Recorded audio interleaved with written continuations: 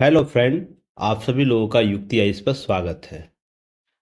एक महत्वपूर्ण विषय जो चर्चा में बना हुआ है, अंतरिम व्यापार समझौता भारत अमेरिका के बीच। तो इससे संबंधित महत्वपूर्ण करंट को हम लोग देखेंगे ताकि आप लोग के लिए एग्जाम के लिए इम्पोर्टेंट हो। उन सभी पक्षों को समझने का प्रयास करेंगे। तो सबसे पहले देखते हैं आज के सेशन में हम लोग कवर क्या करेंगे, किन बिंदुओं पर चर्चा करेंगे। सबसे पहले देखेंगे अंतरिम व्यापार समझौता भारत अमेरिका के बीच संबंधित पक्ष क्या है, ऐसा क्यों चाहते हैं दोनों देश, लाभ के पक्ष क्या है। साथ ही साथ देख लेंगे अमेरिका भारत का सबसे बड़ा व्यापारिक साझेदार है, तो कितना लाभ होगा, किस स्थिति में दोनों देश अपने आप हितों को सुरक्षित करना चाहते हैं। साथ ही साथ देखेंगे क्या होता है मुक्त व्यापार समझौता अर्थात फ्री ट्रेड एग्रीमेंट। तो इससे संबंधित सभी पहलुओं को देखते हुए आगे बढ़ेंगे। तो आगे बढ़ने से पहले आप युक्ति आइस को जरूर सपोर्ट कीजिए, लाइक कीजिए, सब्सक्राइब कीजिए, शेयर कीजिए। टेलीग्राम चैनल से जरूर ज्वाइन कर लीजिएगा, इसका पीडीएफ आपको वहीं अवेलेबल कराया जाएगा। साथ ही साथ आपका यूट्यूब जो चैनल है उसे जरूर सब्सक्राइब कीजिए, शेयर कीजिए, बेल आइकन दबाइए ताकि सारे नोटिफिकेशन आप तक पहुंचे। व्हाट्सएप चैनल पर पेपर कटिंग आप लोग को उपलब्ध कराया जाता है, तो इस चैनल से जरूर ज्वाइन कर लीजिएगा। आपको डेली वहाँ पेपर कटिंग उपलब्ध कराता है। अगर इंस्टाग्राम फेसबुक पर है तो भी आप हमें वहाँ फॉलो कर सकते हैं। देखिए, अंतरिम व्यापार जो समझौता भारत अमेरिका के बीच क्यों किया जा रहा है। भारत लगातार और अमेरिका लगातार क्या कर रहा है, द्विपक्षीय व्यापार समझौता था बीटीए करने के लिए दौरे कर रहा है। और दौरा से पहले कुछ समझौते किए जाते हैं ताकि उसे प्रक्रियागत आसान बनाया जा सके, प्रक्रियागत समस्याओं का समाधान ढूंढा जा सके, जो इस दौरान द्विपक्षीय व्यापार समझौते के तहत होने वाला है। तो इससे संबंधित महत्वपूर्ण पहले चरण को पूरा करने से पहले क्या किया जा रहा है, दोनों के बीच एक अंतरिम व्यवस्था बनाने का प्रयास किया जा रहा है ताकि हम दोनों देश भारत अमेरिका अर्थात यूएसए, ध्यान रखिएगा, शुल्क नीति के वजह से आपसी जो व्यापार में जो अवरोध की आशंका पैदा होती है या हो रही है उसको दूर किया जा सके। देखिए, दो देशों के बीच क्या होता है ना, व्यापार व्यापार जो होगा बहुत से आपको जियो पॉलिटिक्स पर निर्भर करता है। जो जिस उस दोनों दोनों देश के जो संबंधित देश हैं और भी जो संबंधित दोस्त होते हैं उसके साथ संबंध उसके कैसे हैं, साथ से दोनों देशों के बीच राजनीतिक संबंध कैसा है, इन सभी पहलुओं पर डिपेंड करता है। तो बहुत से और देखे होंगे अभी हाल ही में ट्रेड वार चल रहा होगा, ट्रेड वार आप लोग सुने होंगे, ट्रेड वार भारत आपको अमेरिका और चीन के बीच, अमेरिका चीन के बीच। तो इन दोनों देशों के बीच जब ट्रेड वार चल रहा था तो इसके जो संबंधित देश थे इस और इसके संबंधित देश थे, दोनों देशों के बीच भी ट्रेड वार के कुछ असर देखने को मिला था।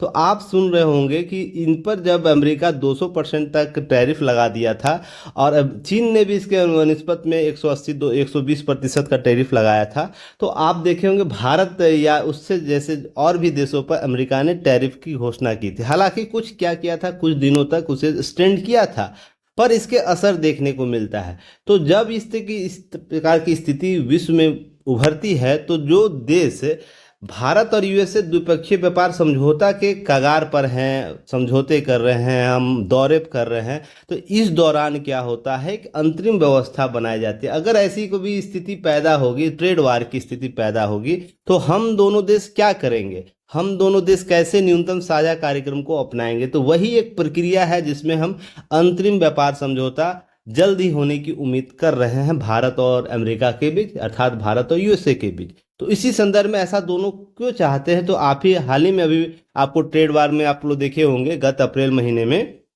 भारत पर 26% का पारंपरिक शुल्क अमेरिका ने लगा दिया था। क्यों लगाया था, क्योंकि आपको क्योंकि आपको अमेरिका और चीन के बीच ट्रेड वार की गति चल रही थी। इस बीच में अगले ही दिन आपको क्या किया गया, 90 दिनों के लिए टाल दिया गया था। हालांकि यह स्थिति थी, फिर भी हम दोनों देश जब जब व्यापारिक समझौते करने के कगार पर हैं, दौरे पर हैं, या हम एक टेबल पर बैठ रहे हैं, तो ऐसी स्थिति दोनों में शंकाएं पैदा कर देगी, खासकर उस देश में जिस पर यह ट्रेड आपको अतिरिक्त शुल्क लगाया जा रहा है। इसी स्थिति में या इसी शंका को दूर करने के लिए अंतरिम व्यापार समझौता किया जाने की संभावना व्यक्त की जा रही है कि जल्द हम इसके लिए कर लेंगे। अब ध्यान रखिएगा, इस 90 दिनों की अवधि में जुलाई माह के दूसरे सप्ताह समाप्त हो रही थी। दोनों देश उससे पहले शुल्क को लेकर अंतरिम व्यवस्था बनाना चाहता है। तो देखिए, जुलाई के अंतिम सप्ताह जब 90 दिन ये पूरा हो जाएगा तो उससे पहले क्या करें, एक अंतरिम व्यवस्था बना लेते हैं, ताकि इस प्रकार की स्थितियों में हम अपने न्यूनतम साझा व्यापार को क्या कर सके, सुरक्षित कर पाए, दोनों के हितों को सुरक्षित कर पाए, और हमारा जो द्विपक्षीय व्यापार है वो आगे बढ़ सके। और हम जो फ्री ट्रेड एग्रीमेंट जैसी एक विकल्प को तलाश कर रहे हैं, जब हम द्विपक्षीय व्यापार समझौता, तो उस स्थिति में हम बेहतर कार्य कर सके और दोनों देशों के बीच अपने आपसी संबंध भी बेहतर हो। तो यही स्थिति है, इसके कारण यह आपको अंतरिम समझौता देखने को मिलेगा। इसी के साथ साथ ध्यान रखिएगा इसके लाभ क्या होंगे। तो ध्यान रखिए, लाभ के तौर पर हम देखते हैं तो अमेरिका एक गुणवत्ता नियंत्रण नियम भी चाहता है इस संदर्भ में। क्यों चाहता है? क्योंकि भारत जो छूट चाहता है, क्योंकि भारत क्या करता है, अमेरिका के सभी जो रोजगार परक सेक्टर में शून्य शुल्क या अति कम शुल्क चाहता है भारत से वो, ताकि इन सेक्टरों को अमेरिका में होने वाला निर्यात बढ़े। इस तरीके से चीज़ों को ध्यान रखिएगा। अब इससे भारत मैन्युफैक्चरिंग और रोजगार बढ़ोतरी में मदद मिलेगी। दूसरी तरफ अमेरिका इलेक्ट्रॉनिक वाहनों के साथ साथ वाइन, इथेनॉल, कई औद्योगिक आइटम, कुछ खाद्य उत्पाद जो आइटम होंगे शुल्क में छूट चाहता है। इसके साथ ही अमेरिका भारत के गुणवत्ता नियंत्रण नियम है उसमें भी छूट चाहता है। क्यों चाहता है? ताकि हम उसके लिए मानकीकरण बना सके। भारत पिछले 2 सालों से कई आइटम पर भारतीय मानक ब्यूरो, जो हमारा IS है, उसके तहत गुणवत्ता नियंत्रण नियम लागू करता है। तो जिन वस्तुओं पर नियम लागू होता है, अर्थात मानक ब्यूरो का जो नियम लागू होता है, उनका आयात बिना BSI सर्टिफिकेशन से नहीं हो सकता है। तो इस तरीके से सर्टिफिकेट जो हासिल करने के लिए उत्पाद देशों को फैक्ट्री में BIS अधिकारियों की जांच जरूरी है। तो अमेरिका इन नियमों में क्या कहता है, इन नियमों में छूट चाहता है। इसलिए दोनों, ध्यान रखिएगा, दोनों के लाभ के पक्ष है कि जब संबंध बनाए जाएंगे, अंतरिम समझौते किए जाएंगे, तो दोनों देशों के हितों को ध्यान में रखकर किए जाएंगे। यहाँ मानकीकरण की बात की जा रही है, साथ ही भारत छूट चाहता है विभिन्न शुल्कों में। तो इस तरीके से दोनों के व्यापार दोनों के अंतर्मुख हो पाएंगे। तो इसी तरीके से एक कॉन्सेप्ट आया जैसे भारत मानक ब्यूरो, तो उसको भी देख लेते लगे हाथ। तो देखिए, ये चर्चा का विषय इस साल बना रहेगा, क्योंकि इस साल इसका 78वां स्थापना दिवस 2025 में मनाया गया है। तो ध्यान रखिएगा, जो हमारा भारत मानक ब्यूरो है वो वैधानिक राष्ट्रीय मानक निकाय है, वैधानिक है।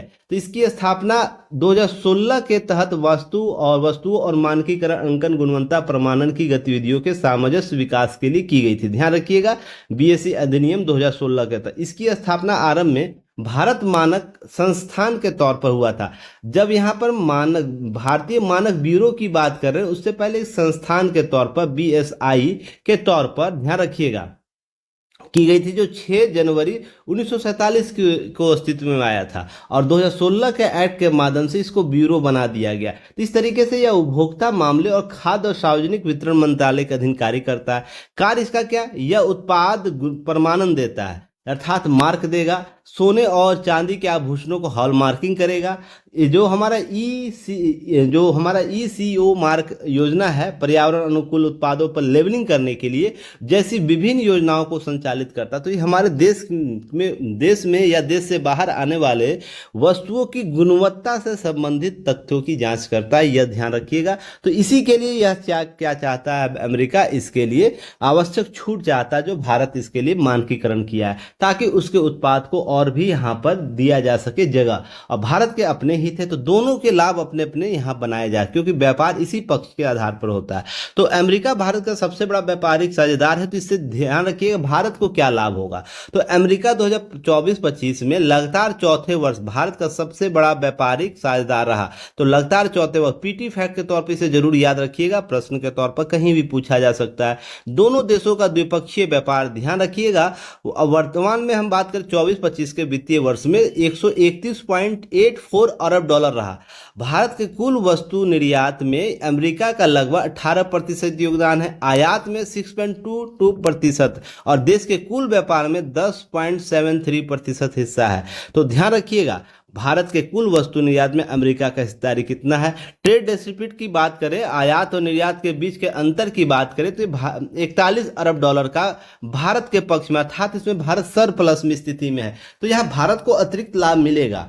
इसके संदर्भ में कुछ चीज आंकड़े याद रखिएगा। अगर हम बात करें 2023-24 के वित्तीय वर्ष में, तो यह 35.32 अरब डॉलर था। 2022-23 में 27.7 अरब डॉलर था और 21-22 में 32.85 अरब डॉलर था। वहीं 20-21 की बात करें तो 22.73 या 22.73 अरब डॉलर रहा था हमारा जो हमारा ट्रेड डिस्प्यूट था, अर्थात हम लाभ के पक्ष में हमेशा रहे हैं, लगातार आप देख रहे होंगे। तो भारत को अतिरिक्त लाभ मिलेगा इस प्रकार के एफटीए हम करते हैं। जैसे अभी हाल ही में देखे होंगे ब्रिटेन के साथ एफटीए की घोषणा की गई है। तो इसी तरीके ध्यान रखिए, ट्रेड डेफिसिट की बात करते हैं। ट्रेड डेफिसिट होता क्या है, तो किसी देश का आयात निर्यात से अधिक हो जाता है। अगर आयात निर्यात से अधिक हो जाता है तो यह ट्रेड डेफिसिट कहलाता है। अर्थात हम बात करें दूसरे शब्दों में, तो जब कोई देश अन्य देशों से अधिक मात्रा में सामान और सेवाएं खरीदता है जितना कि वह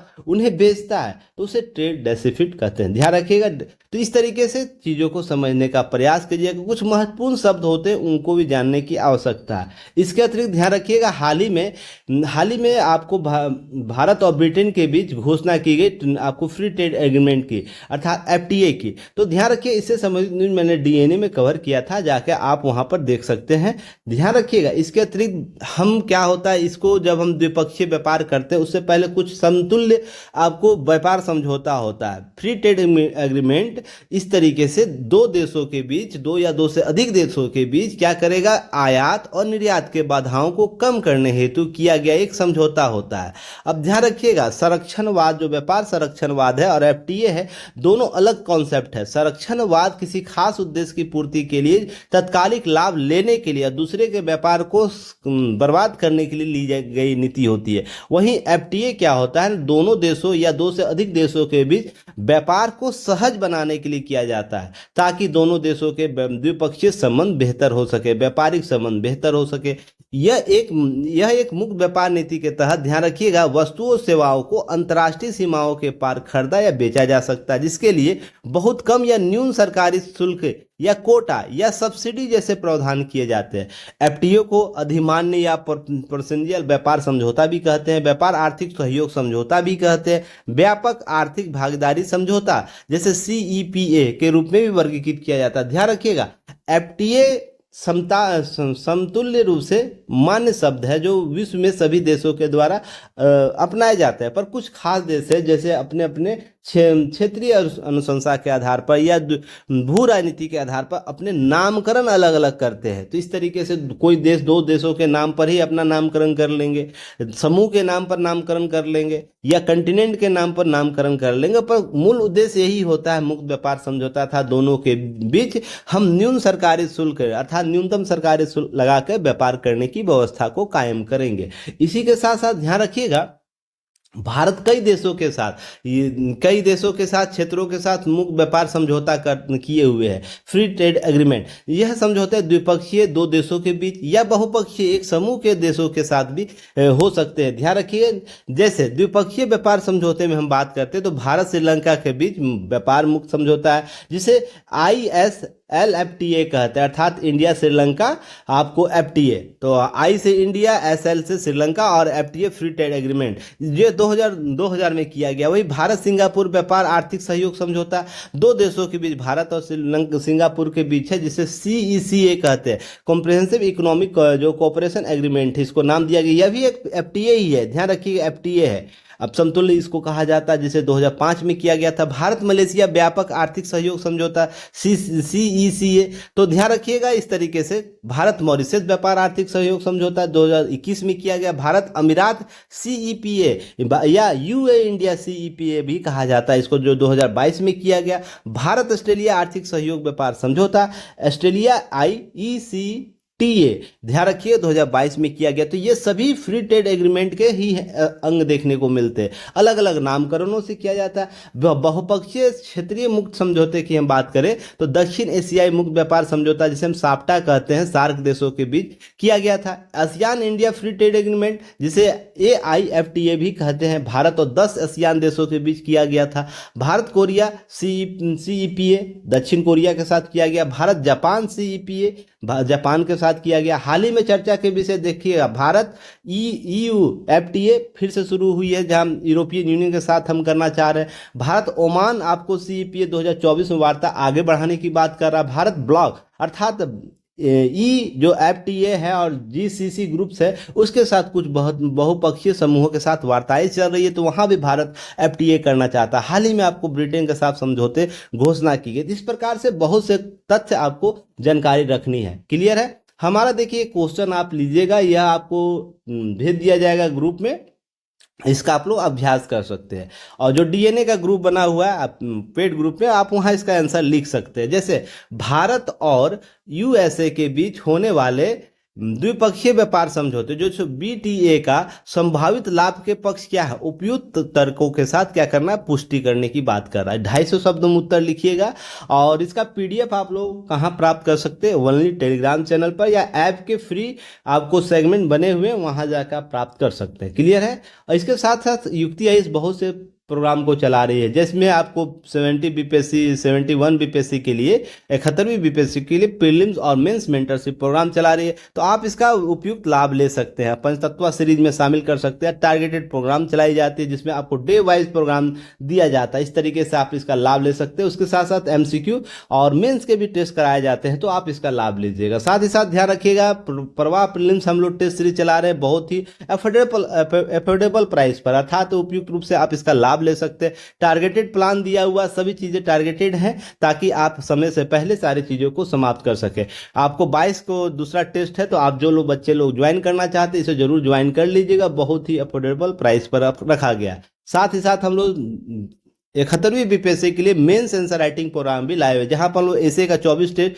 और DI का 24 टेस्ट ले रहे हैं, पॉलिटी का 10 टेस्ट, हिस्ट्री का 10 टेस्ट, जियो और इकोनॉमी का आपको 12 टेस्ट, करंट और IR का 10 टेस्ट, साइंस एंड टेक्नोलॉजी का 8 टेस्ट है। तो कुल मिलाकर आप ध्यान रखिएगा, एक टारगेटेड 74 टेस्ट के साथ हम लोग आपके सामने उपलब्ध हो रहे हैं, ताकि आप इसका लाभ ले सके। आपको प्रोग्राम डे वाइज चलाया जाता है, किस दिन है सारा प्रोग्राम आपको अवेलेबल कराया। बहुत ही इजी वे में हम लोग चीज़ों को कवर करना है। और हैंड रिटन आप लोग इसका नोट दिया जाता है, इसका हैंड रिटन आपको मॉडल आंसर दिया जाता है, ताकि आप उसका उपयुक्त लाभ ले सके। इससे संबंधित वीडियो भी आपको बनाया हुआ, जाके सेगमेंट देख सकते हैं। क्लियर है? तो चलिए फिर हम लोग मिलेंगे एक नए न्यूज के साथ। तब तक के लिए धन्यवाद। जय हिंद।